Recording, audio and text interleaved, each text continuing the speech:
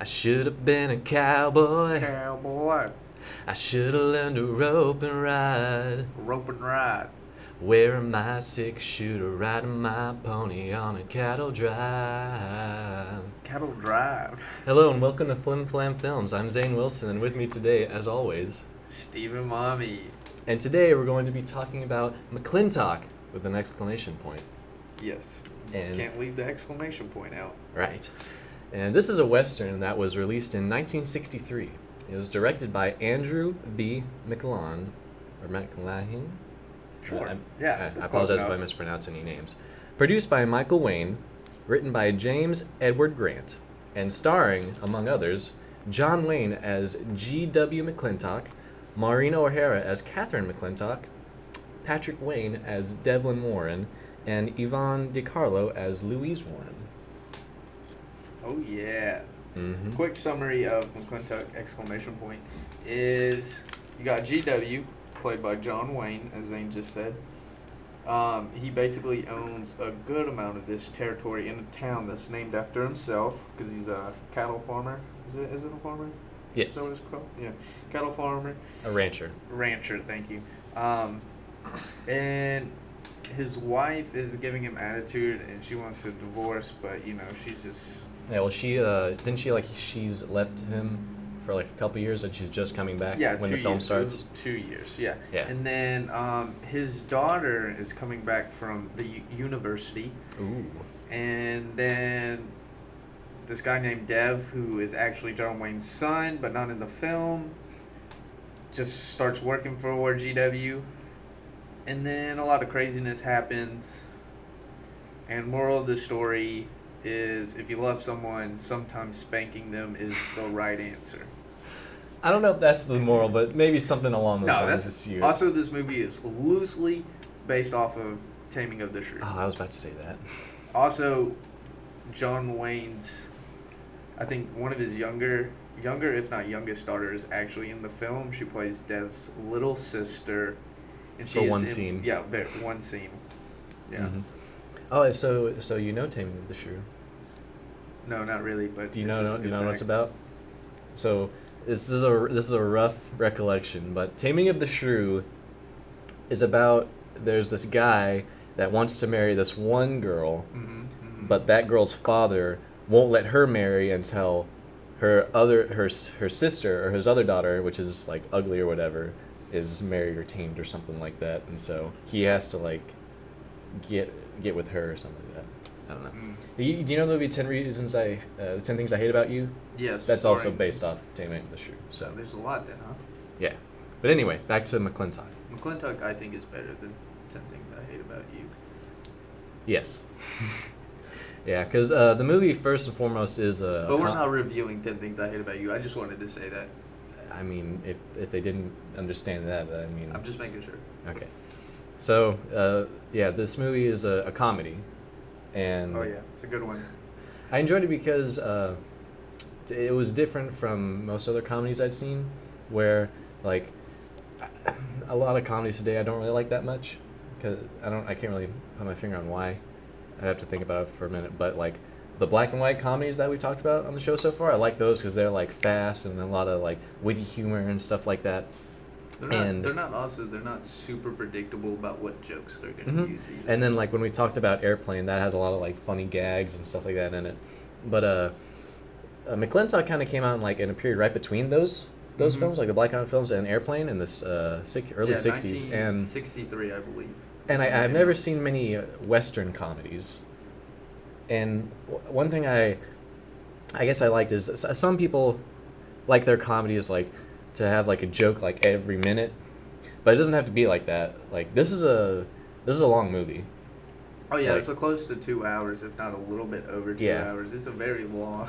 So you'll be watching it a while. But to me, it didn't really feel that long. But because I liked it, there'd be like a few jokes, or there'd be like a big scene happen, and then there'd just be like normal movie stuff happening, just like move the plot forward. Oh yeah, So- no, the movie itself is really good. All the lighting and stuff. We had to go to the HD. Now this movie is free on YouTube, by the way. For those that have not seen it and want to watch it, it is free on YouTube. But no, yeah, the whole film, all the little things it does, like the very opening scene when the little kids are just lined up trying to get his hat. It's just good. All the lighting, the jokes, some of them. I don't want to. That one's not my favorite scene. I don't know if it will be your favorite scene, but when they're on the hill. Oh yeah, the big brawl on top of the hill. I'm not gonna hit you, but somebody should. But I'm not. The hell I won't. And then pops him. Yeah, and then they just. I don't know. At first, when we watched that, I actually didn't like that scene because it seemed like so childish. Because they just kept, it was so lowbrow. They just kept falling into the mud pit, and that was the whole joke. Oh yeah. But I came around on it. Yeah. Background to the scene. There's some Indians waiting for their Native chiefs. Americans. They're called Indians in the film. I'm offended. Saying this is a sensitivity-free zone. I know. I don't care. Keep going. And they're called Indians in the film. I'm just quoting. Yes, I know. Okay, it's not racist if it's a quote. Just kidding. That's racist. Anyway, they're waiting for their chieftains, and this girl goes missing. And then one guy, Douglas, decides it's a great idea to arm all of these settlers with guns and stuff, and they're about to hang this up. They're going to hang one of the leaders because they automatically assume that the Native Americans had something to do with her disappearance. Yeah, and all this guy wanted was some whiskey. And GW basically fights this guy, and then a big brawl on the top of this hill happens. Well, for clarification, before that happens, the man's daughter does return. She just went out for a horse ride with another guy. Yeah, not an Indian guy, just another guy. Yeah, not an Indian guy. Yeah. And then they get in a fight, and then everybody in the town is fighting, except for the Indians. They're just casually watching, and then one Indian just keeps going through the fight. He's like, "Mclintock, where's the whiskey?" And it's great because they're just watching all these people like, man, these people are really stupid. Yeah, and they're not smiling or anything. They're just straight face. Yeah, they're just observing, and they're like, this is interesting. Other great scenes, and I'll let you go first this time. I feel like I usually go first on favorite scenes. Okay. Well, also before that, there are a few other things I wanted to discuss real quick what did you about want the to film. discuss? Well, I really started to care about all the characters Oh yeah. in the movie because I really liked all of them. Did you like Douglas Jr.? Yeah. Oh, that's a great scene. Like I even think that's your favorite. I mean, even the characters that are like kind of goofy and like quasi antagonists, I still enjoyed them and thought they were really funny. Oh, they're great. And there are a lot of good brawls in the movie. Oh yeah, that the happen. fighting is very well choreographed, I think. And this is actually the very first. I've seen movies with John Wayne before, but this is the first movie that I've like watched in its entirety with John Wayne. Mm-hmm. So I really enjoyed it. Yeah. And I know this is like when he was like older. He was like 56, I think. Oh when yeah, they made because his son's in it, and he's. Mm-hmm. Oh yeah, but as usual, there were a lot of scenes that I thoroughly enjoyed in this movie. Oh yeah. But just to quickly name a few, I also, like you said earlier, when that one Indian guy keeps talking about it, he's like, "Where's the whiskey?" Well, Every time where's the whiskey? Yeah, that was cool. And then there are a couple lines that Mclintock had throughout the movie that I just thought I just enjoyed. I don't know why I did.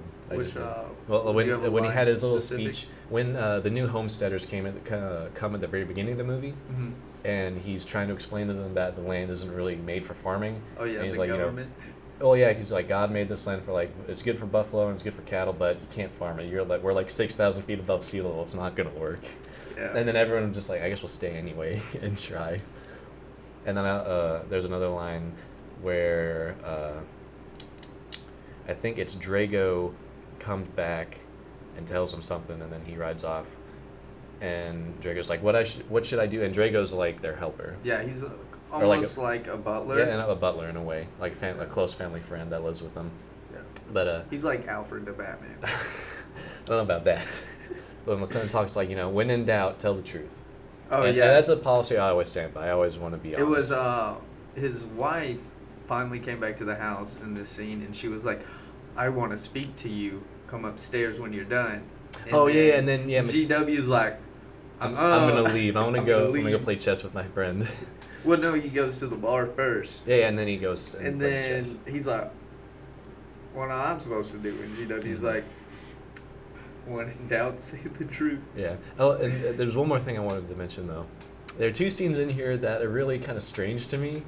Which two? The spanking scenes. Oh, no, the spanking scenes are what? I wasn't like offended or anything. I was just very confused because I didn't know, was that a thing back then where people like men would spank their wives if they'd like misbehave? I guess like that's the whole thing. Or is like, that just a joke for the movie? No, like it's a joke, but also like when you're like spanking a child because in the whole thing they're acting like children, and that's why they're getting spanked.